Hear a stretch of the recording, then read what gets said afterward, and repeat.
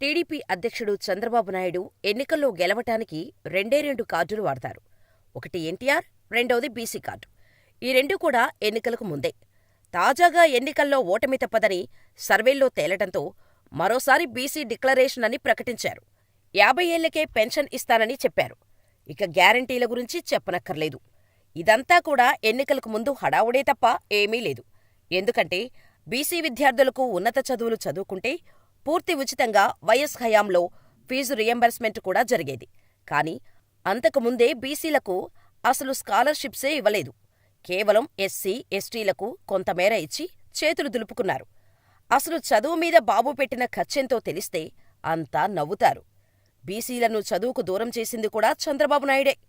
మొదటిసారి ముఖ్యమంత్రి అయిన దగ్గర్నుంచి కూడా బీసీల చదువులకు రూపాయి కూడా ఇవ్వలేదు. ఇక పదవులంటారా, ముందు తమ సామాజిక వర్గానికి పంచుకున్నాక మిగతావి ఇచ్చేవారు. ఇక మంత్రి పదవులు కూడా కీలకమైన శాఖలన్నీ తన దగ్గర పెట్టుకునేవారు. మిగతావి తమ సామాజిక వర్గానికి ఇచ్చి బీసీలకు ఇచ్చేవారు మిగతావి.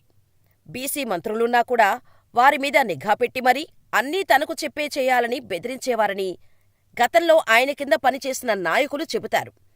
బీసీల పార్టీ అని మాత్రమే చెప్పుకునే చంద్రబాబు పదవుల విషయంలో మాత్రం ఇవ్వరు. ఇక బీసీ రైతులకు గతంలో ఏం చేశారు? బీసీ విద్యార్థులు చదువుకుంటే ఏం చేశారు? బీసీ పేదలకు ఏ స్కీములు పెట్టి న్యాయం చేశారో కూడా చెప్పాలి. గతంలో ఇది చేశామని చెబితే జనం నమ్ముతారు. కానీ గెలవగానే బీసీలను మర్చిపోతారు. స్కీములను కూడా పక్కదోవ పట్టిస్తారాయన. అభివృద్ధి అనే పేరుతో సంక్షేమాన్ని అటకెక్కించిన చరిత్ర బాబుది. వైఎస్ వచ్చిన తర్వాతే మళ్లీ సంక్షేమం మొదలైంది. జగన్ సీఎంగా వచ్చాక పరుగులు పెట్టింది. చంద్రబాబు నాయుడు చెప్పుకోటానికి ఒక్క స్కీమ్ కూడా లేదు. వైఎస్ అంటే ఆరోగ్యశ్రీ నుంచి ఫీజు రియంబర్స్మెంట్ వరకు వందల కొద్దీ స్కీములు ఉన్నాయి. జగన్ అంటే ఒకటి కాదు, 100 స్కీములు పేదలకు అందుతున్నాయి. కానీ బాబు మాత్రం చేసింది ఏమీ లేదు. గెలిచిన తర్వాత మొదట మోసం చేసేది బీసీలనే. అందుకు ఉదాహరణ మొన్న ప్రకటించిన ఎమ్మెల్యే అభ్యర్థుల లిస్టే. మొత్తం 94 సీట్లను ప్రకటించారు. అందులో ఓసీలు ఎంతమంది తెలుసా? 50 మంది. రాష్ట్ర జనాభాలో బీసీలున్నది 54% మంది. మరి బీసీలకు ఎన్ని సీట్లు ఇచ్చారో తెలుసా? 18 మందికి. మరి తమ సామాజిక వర్గానికి 40% సీట్లను ప్రకటించారాయన. మరి వారి సామాజిక వర్గం జనాభా ఎంతో ప్రత్యేకంగా చెప్పనక్కర్లేదు. మైనారిటీలకు ఇవ్వలేదనకుండా 1 ఇచ్చారు. మరి ఎక్కడ బీసీలకు న్యాయం చేసేది? రాజ్యాధికార పదవులన్నీ బాబు సామాజిక వర్గం లేదా ఇతర ఉన్నత వర్గాలకు ఇచ్చారు బాబు. అదే జగన్ మొత్తం 65 స్థానాలకు ఎమ్మెల్యే అభ్యర్థులను ప్రకటిస్తే 19 మంది బీసీలకు ఇచ్చారు.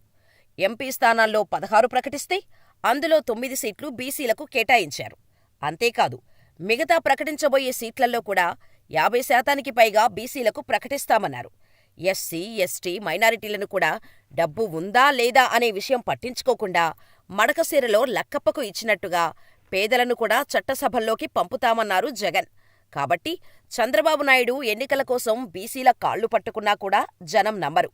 బీసీల పేరుతో ఇన్నాళ్లు అధికారంలోకి వచ్చిన ఆయన ఎంతమంది బీసీ కొత్త నాయకులను తయారు చేశారు? వాస్తవానికి బీసీల పార్టీగా ఉన్న టీడీపీలో కనీసం 60% బీసీ నాయకులే ఉండాలి. కానీ బాబు గెలిచిన తర్వాత ఆకాశంలో తిరుగుతాడు. పేదలను అసలే పట్టించుకోడనేది తెలిసిందే. ఓటమి తప్పదని తెలిసి బీసీ కార్డు విసిరినా బీసీలంతా తాము నిన్ను నమ్మం బాబోయ్ అని చెప్పేస్తున్నారు.